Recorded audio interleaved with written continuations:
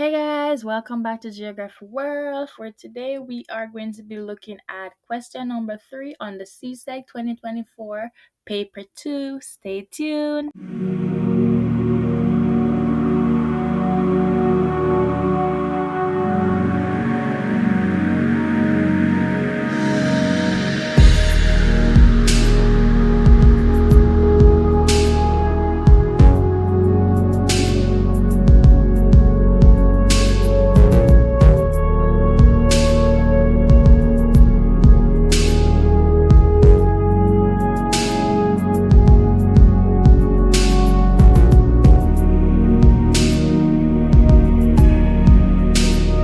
I see the comments and requests and I will act on them. Please remember to follow Geography World channel on Instagram and Facebook using the link shown on the screen. Please remember to like, share with your friends and subscribe.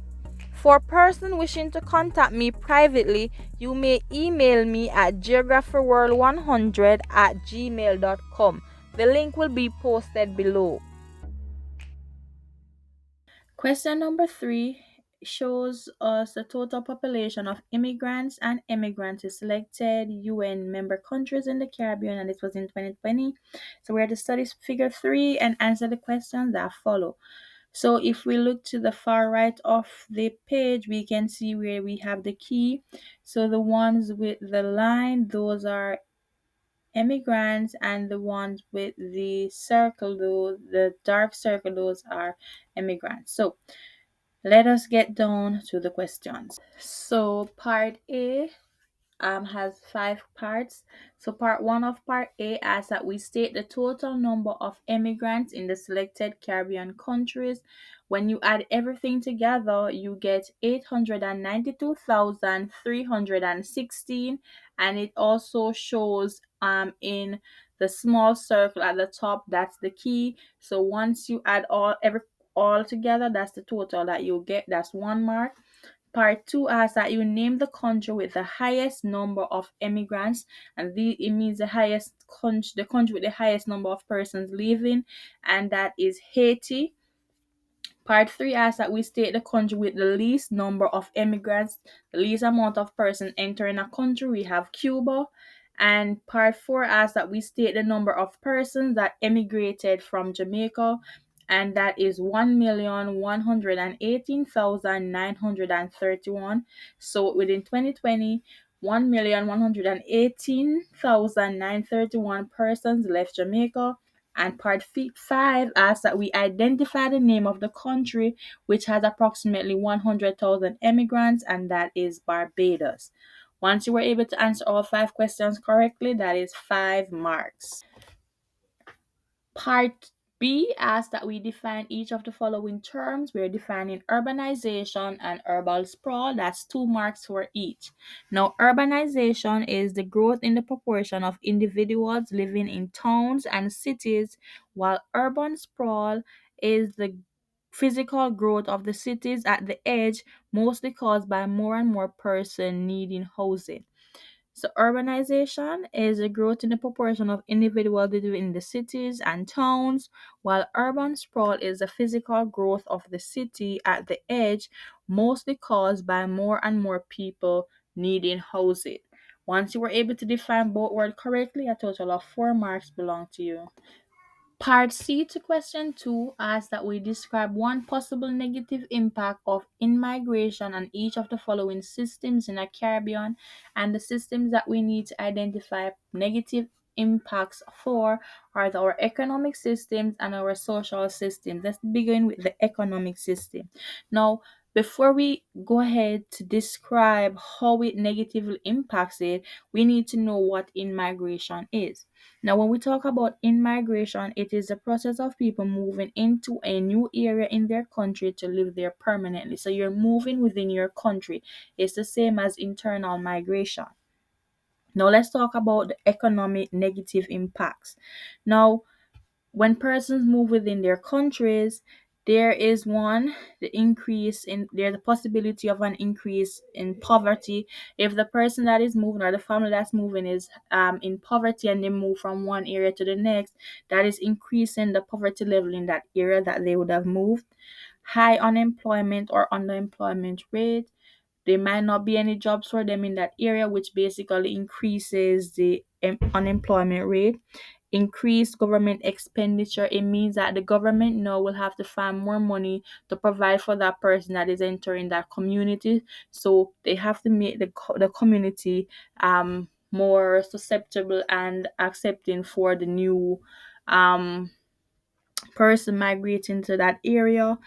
It increases competition for local businesses. If those person moving into that area is able to open a business, it will basically increase competition for local businesses. Now let's run over to the social. There are many other economic negative impacts that you can explain, but the three most renowned is increased poverty level, high employment or unemployment, as well as it increases government expenditure. Remember, you don't have to explain a lot. It's only 2 marks for each. You get 1 mark for identifying and another mark for briefly explaining or describing. Now, as it relates to the social, you have the return of deportee. The person that is migrating to the area could have been deported, which could basically increase the crime level in that community.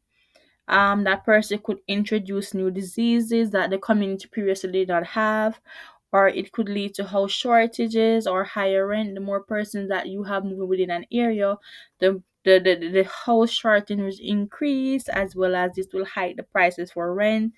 It can basically damage local cultural traits and values, as well as social misunderstanding. So they may come with slangs that the community members don't know. So that can lead to social misunderstanding, as well as it can increase stress on the social services in the community. Remember, 1 mark for identifying the economic and social, and another mark for each, just to explain how they impact the community. Part D to question 2 asks that we discuss any two benefits which may result from an increase in population growth in the urban area of the Caribbean countries. So, two benefits which may result from an increase in population growth in urban areas in Caribbean countries. Now, I have listed a few. Once the population grows, so does the economy. The economy will increase once the population grows, because there'll be more persons in the working force which be able to produce enough to help to grow the economy. There will also be an improvement in social services, because as the population grow, so does the need for the improvement in social services. So as the population in urban center grow, the government and other agencies will start to improve social services in those areas. So they will implement or create more hospitals, better educational facilities, and other social services that are necessary for humans to basically live comfortable. There's gonna, as I said earlier, there's gonna be more labor supply. So urban areas are usually made up of a high percentage of the labor force. So as the urban area grows, so does the labor force. So the more persons you have in the labor force, the more the economy of that country will also grow. You will have higher property values.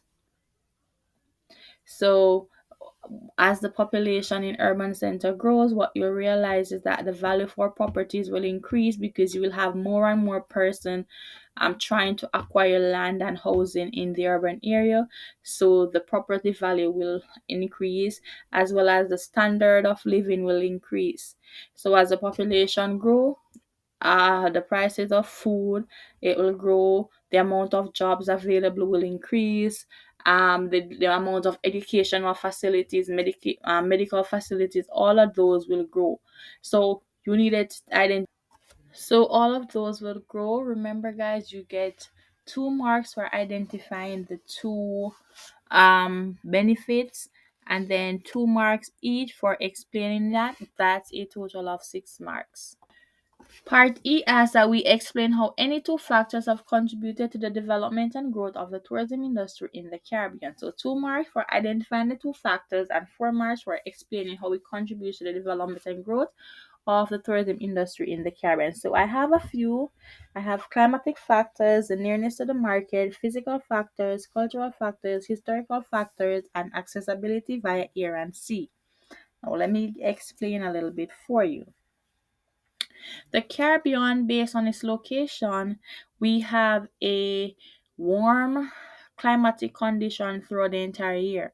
Now, a lot of tourists, they especially during the winter period, they come to the Caribbean to experience this warm winter um climatic condition because they're trying to avoid the blizzardous condition that winter brings in their area. The nearness to the market, a lot of the tourists that visit the Caribbean, they come from especially North America, and North America is very close. It's only a few hours ride on a airplane to the Caribbean. So because of this nearness to the market, and it the Caribbean is accessible via air and sea, that makes it easier for tourists to come to the region as well. Physical factors such as our rivers or mountains or waterfalls, they want to come to the Caribbean so that they can experience all of what we have to offer, our physical features. We have our cultural factors. The tourists, they love when they come to the Caribbean, they love the variety of accents, the variety of music, the variety of foods that we have. So with our cultural factors and traits, they come to the Caribbean so that they can learn and enjoy. Or historical factors. Based on our historical background, tourists come to the Caribbean to basically learn as well as to view some of our historical sites and ruins. We have a variety of accommodation ranging from hotels to Airbnbs, even local homes. So, based on the variety of accommodations that we have, plus the Caribbean, most of the Caribbean islands, they are visa free entries, and the fact that they are visa free entry, it means that they don't need to go apply for a visa to visit here. They can simply use their passports to get here, especially if their passport is ranked high on the Henley Passport Index, as well as the warm locals. A lot of tourists, they come to the Caribbean because of how loving and affectionate the locals are. Now, there are many reasons why the tourism industry is growing significantly in the Caribbean, but those are just a few options that you can look into, but you needed to only select two. Once you were able to do that, that's 6 marks, and that leaves you with a total of 25 marks. We are at the end of this video. Thank you for watching, and please remember to like, share, subscribe, and turn on your post notification bell in order to receive more videos like these. Leave comments below suggesting topics that you would want me to present on. In the comment section below, comment the name of your school and the territory for a shout out in my next video. Until then, bye!